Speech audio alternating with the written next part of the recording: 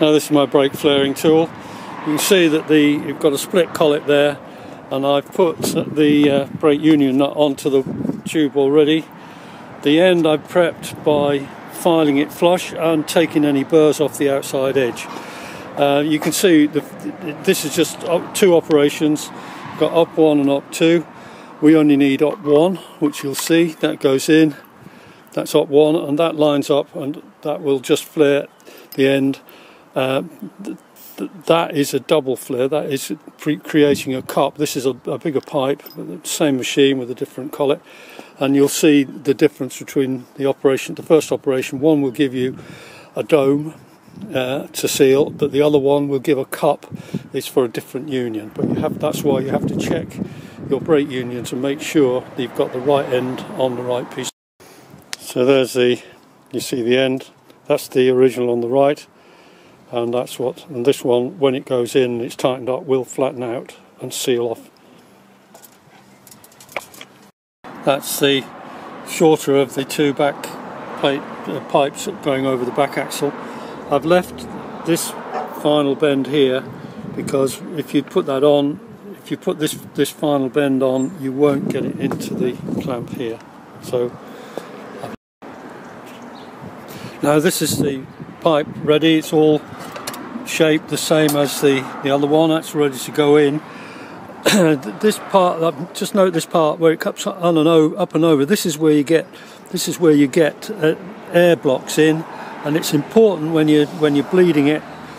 Land Rovers are notorious for difficult to bleed. This is where you get air trapped in anything. This is one that comes up and over for the front to back from the front section of the manifold.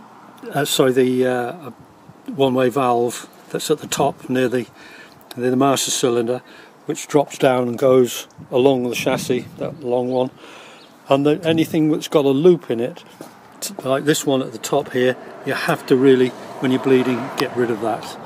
Now, one thing that I'm going to do when I start, this is the new pipe that I've made, is this one which goes into the brass three-way union on the back of the axle. They're notoriously difficult to get started, so I'm going to leave that loose. The three-way connector loose, so that I can line this up, get the thread started, and then I'll actually fix it to the back axle, and then the back to the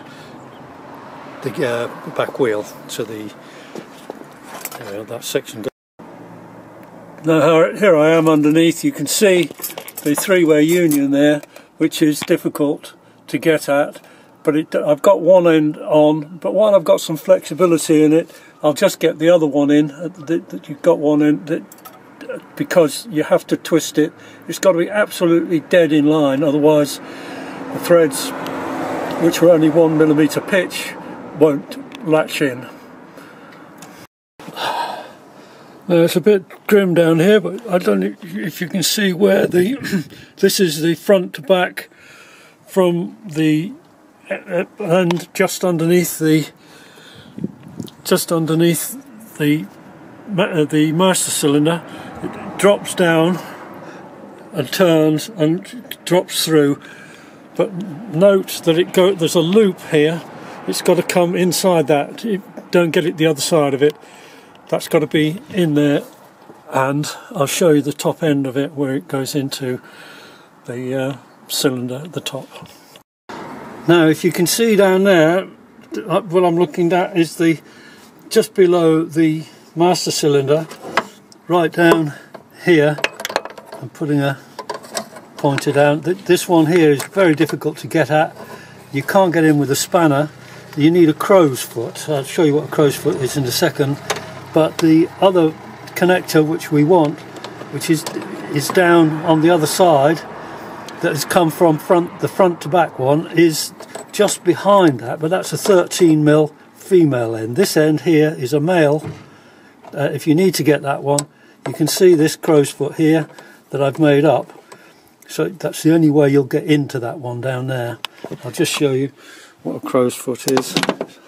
I know most people do know what. There's a crow's foot. That's a larger one, but I've got a 916. But this is double hex, and as I said before, whatever you do, don't use those on any hose connections because it ruins the union.